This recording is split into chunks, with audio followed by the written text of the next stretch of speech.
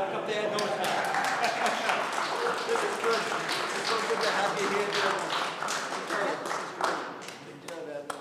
It is really a moment for us to be celebrating here in Rhode Island. This certainly was not in the plan as we were cleaning the outside of this building, because we want the people in the state of Rhode Island to know that we care about the people's building and the people's house, and the fact that we put a lot of pride in this state, and this is what today's all about. Today's talking about not only our past, but also our future.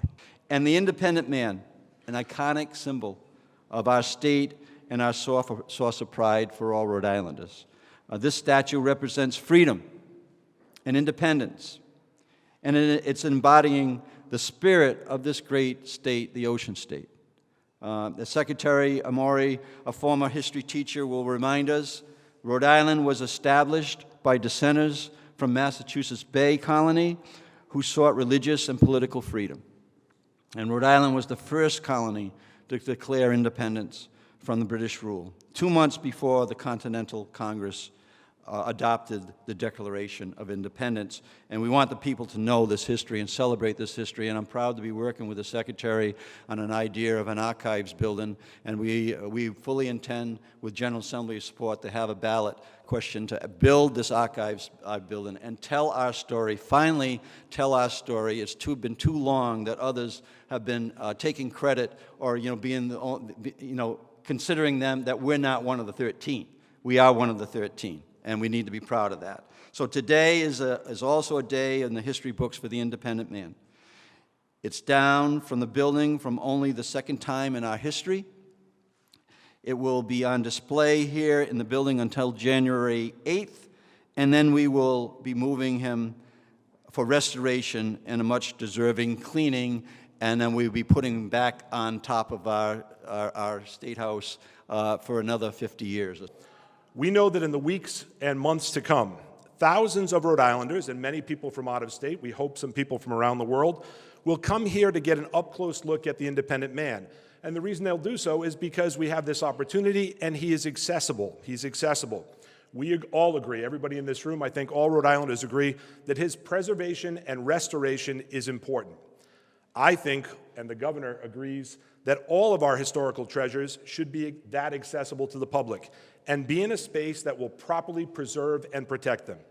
That is why the governor and I have engaged in negotiation with the leadership in the General Assembly, members of the General Assembly, and the public about a long overdue construction of a state-of-the-art, state-owned Rhode Island State Archives and History Museum.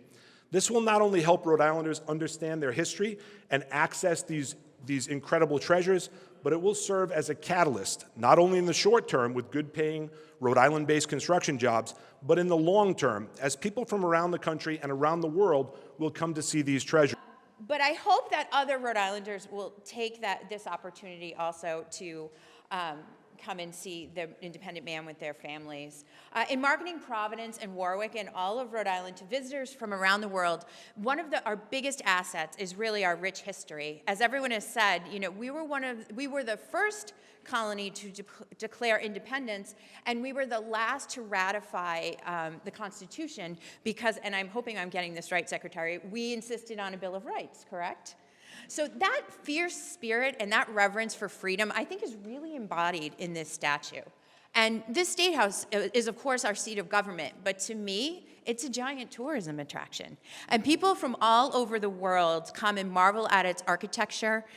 They learn more about our role in developing this country, and I think that's going to be even more on display in 2026 when the United States celebrates its 250th birthday, and I know a lot of Rhode Islanders are working very hard to tell our story. And if you didn't know, there's an excellent visitor center and gift shop right around the corner here in the State House. So I think I got everything in. But I really hope that my fellow Rhode Islanders will take this case for what is, in my case, a twice-in-a-lifetime opportunity and really come and learn more about this building.